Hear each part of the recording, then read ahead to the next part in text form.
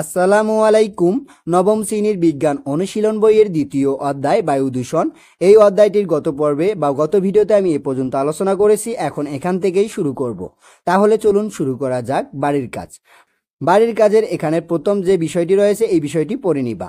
এটিতে তেমন কোনো কাজ নয়, তোমরা পড়লেই এই কাজটির উত্তর করতে পারবা। এরপরে এখানে বলা হয়েছে তোমরা সবাই মিলে সারা পৃথিবীর বাতাসের মানচিত্র খুঁজে বের করেছো, তাই না? তোমরা কি বিভিন্ন মহাদেশের কোথায় কোথায় বাতাস পরিষ্কার আর কোথায় কোথায় দূষিত এটা চিহ্নিত করতে পেরেছো?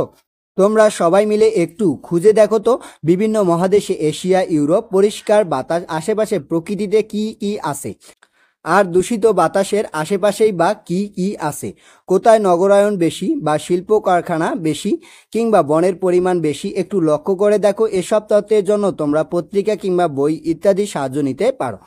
এলাকায় কোনো লাইব্রেরি থাকলে সেখানে খুঁজে দেখতে পারো। প্রয়োজনে শিক্ষকের সহায়তা, ইন্টারনেটের সাহায্য নাও। কি কি তথ্য পেলে লিখে রাখো। অপর পৃষ্ঠায় এই কাজটি করার জন্য একটি ছক রয়েছে, আমি সরাসরি এই ছকটিতে চলে আসতেছি।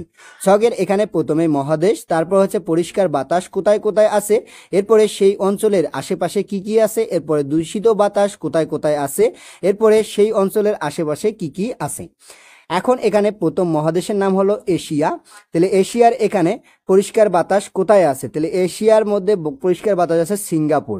এখানে আরও অনেকগুলো দেশ আছে, তাই আমি শুধু একটি দিয়েছি, কারণ একটির বেশি দিলে এই যে ছক রয়েছে এই ছকে জায়গা হবে না, তাই আমি একটিয়ে ব্যবহার করেছি। তাহলে এশিয়া মহাদেশের মধ্যে পরিষ্কার বাতাস আছে সিঙ্গাপুরে, আর এই অঞ্চলের আশেপাশে আছে বোটানিক গার্ডেন, জুয়েল দাঙ্গি, এরপরে এয়ারপোর্ট মেরিলন। এখানে আরও অনেকগুলো বিষয় আছে, আমি অতগুলো আর লিখিনি। এরপরে দূষিত বাতাস কোথায় আছে? ইরাকে আছে। আর এর আশেপাশে কি কি আছে? পেট্রোলিয়াম কারখানা ও সার কারখানা রয়েছে। এভাবেই এশিয়া মহাদেশের এই কাজটি করবা। এরপরে ইউরোপ মহাদেশ। ইউরোপ মহাদেশের এখানে এখানে পরিষ্কার বাতাস হচ্ছে জুরিক সুইজারল্যান্ড। এর কাছে আশেপাশে কি কি আছে? Limmat Valley, Zurich lake, FIFA headquarter. এরপরে দূষিত বাতাস হচ্ছে তুর্কি। তুর্কির এখানে কি আছে? টেক্সটাইল মিল, টোবাকো কারখানা। এভাবে ইউরোপ মহাদেশেরগুলো লিখবা। এরপরে উত্তর আমেরিকা। তাহলে উত্তর আমেরিকার এখানে পরিষ্কার বাতাস আছে হনলুলু। এখানে হনলুলু জাদুঘর, ডায়মন্ড হেড, বিফস মিউজিয়াম। এরপরে দূষিত বাতাস গুয়েতেমালা। গুয়েতেমালার এখানে আছে উন্মুক্ত কারখানার বজ্র, তারপরে রাবার কারখানা। এরপরে দক্ষিণ আমেরিকা। দক্ষিণ আমেরিকার এখানে পরিষ্কার বাতাসের দেশ হলো উরুগুয়ে।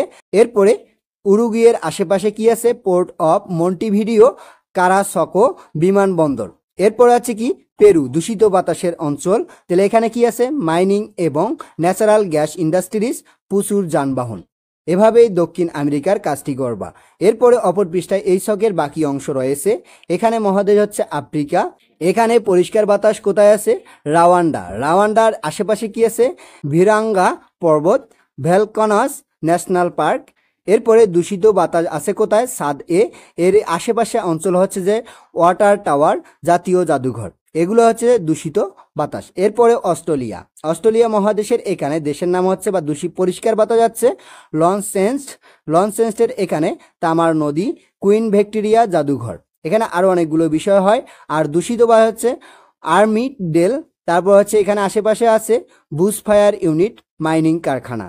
এরপরে অ্যান্টার্কটিকা মহাদেশ। অ্যান্টার্কটিকা মহাদেশের দেশের নাম হচ্ছে পরিষ্কার বাতাস নিউজিল্যান্ড। এখানে যা রয়েছে আরও কি তা পর্বত, তারপর আছে হোকিটিকা জর্জ পর্যটন কেন্দ্র।